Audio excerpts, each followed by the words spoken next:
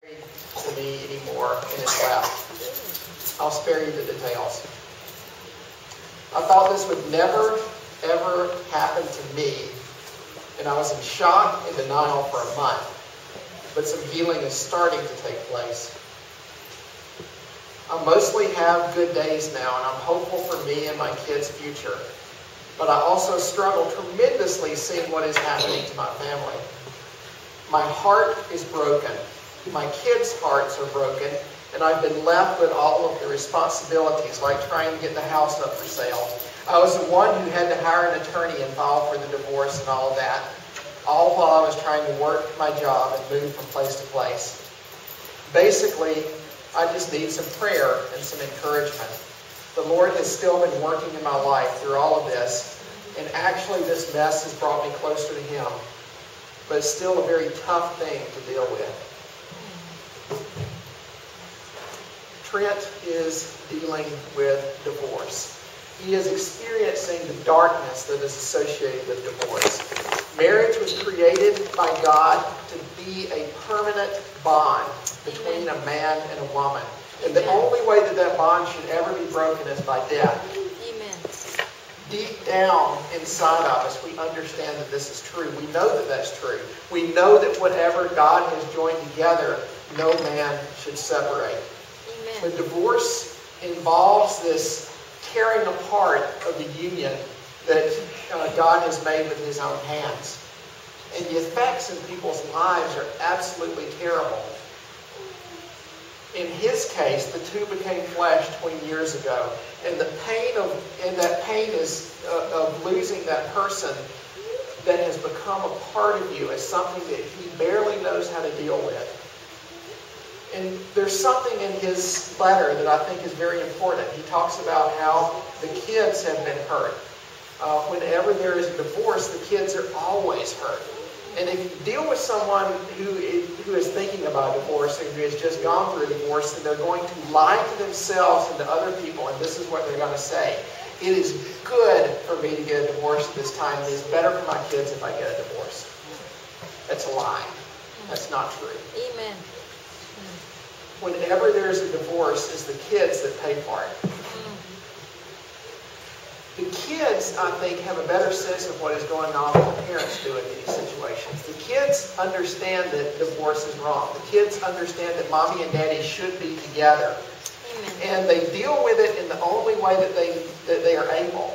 They end up saying, it can't possibly be my parents' fault. They are good people. It must be my fault.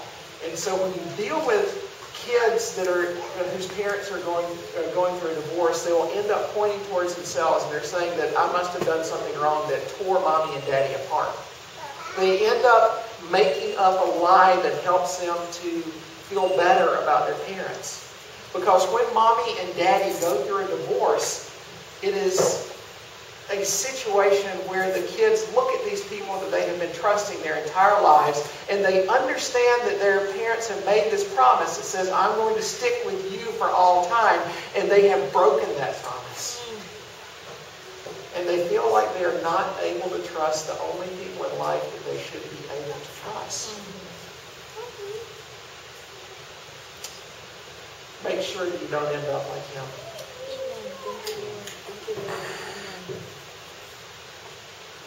We're going to talk about divorce today, as we're talking about the commandment, you shall not commit adultery. And we're going to talk about the nature of divorce. We're going to talk about marriage as a covenant that should not be broken. And we're also going to talk about 3 verses that apply to divorce and possible reasons for divorce. So marriage is a covenant that should not be broken. We have talked about covenants many times before. We've talked about them in the sermons, and we've also talked about them during Sunday school. A covenant is a bond in blood sovereignly administered. A covenant is a bond in blood sovereignly administered. One of the ways that we've talked about this in the past is to talk about covenants that are made between kings. In the ancient Near East, it was common for a big king to go in and to take over the land of a little king. And the big king would make a covenant with the little king. And the big king would say, my name is such and such, and your name is such and such. This is the history that has gone on between us. I have come into your land and I have taken over, but I have spared your life. And these are some of the rules that I expect to have happen. As the little king, you need to pay me certain taxes every year. And as the big king, I'm going to protect you from your enemies. And I'm going to do all of this in the sight of my gods, who will hold me accountable. And if either of us should break this covenant, let the gods bring vengeance upon us. Let the gods spill our blood. That is a common way in which covenants were made in the ancient Near East. And as we've been talking about the Ten Commandments, we've been talking about how the Ten Commandments themselves are a covenant document. They are introduced with covenant language, and they are the rules of the covenant for those who are under God. So those of us who have the one true God as our God should follow after the Ten Commandments. These are the rules of the covenant for us. And if we break any one of these, then we deserve death. Thankfully, God has paid the penalty for us breaking these rules himself. So, one kind of covenant is that between a big king and a little king in the ancient Near East. Another kind of covenant is the one that's made between God and man. Marriage also is a covenant. It is a covenant that is made between a man and a woman. Amen. And one of the ways in which you can see that marriage is a covenant is to look at Malachi chapter 2, verses 13 to 16. Malachi chapter 2, 13 to 16. You cover the Lord's altar with tears, with weeping and groaning, because he no longer regards the offerings or accepts it with favor from your hand. But you say, why does he not? Because the Lord was witness between you and the wife of your youth, to whom you have been faithless, though she is your companion and your wife by covenant. Did he not make them one with a portion of the Spirit in their union? And was not the one God seeking godly offspring? So guard yourselves in your spirit, and let none of you be faithless to the wife of your youth.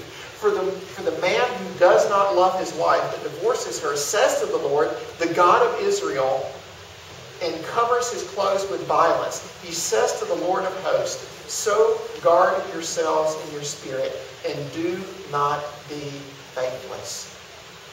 When you look at the Bible's teaching about marriage, then you see that as a covenant that should not be broken. A covenant is a bond of blood sovereignly administered. That's precisely what you see about marriage. First of all, marriage is a bond. Whenever two people are married, there are certain promises that they make to each other. Some of the common ones are that I will love, honor, and cherish, and those sorts of things. And one of the things that is pretty much always there is that I will be faithful to my spouse always. And in marriage, the two become one flesh. There is this bond that should never, ever be broken. A bond that is made by God himself. Amen. It is also that which is done in blood. To break this covenant is to cover your clothes with violence. If the covenant is broken by an action of men rather than by death, the person who breaks the covenant brings upon himself blood guilt. He deserves to die. It is a bond in blood that is sovereignly administered. The Lord was a witness between you and the wife of your youth. All marriage covenants are made in the sight of the one true God, and he is the one who will enforce this bond. He is the one who enforces the covenant. And so, Malachi says, guard yourself.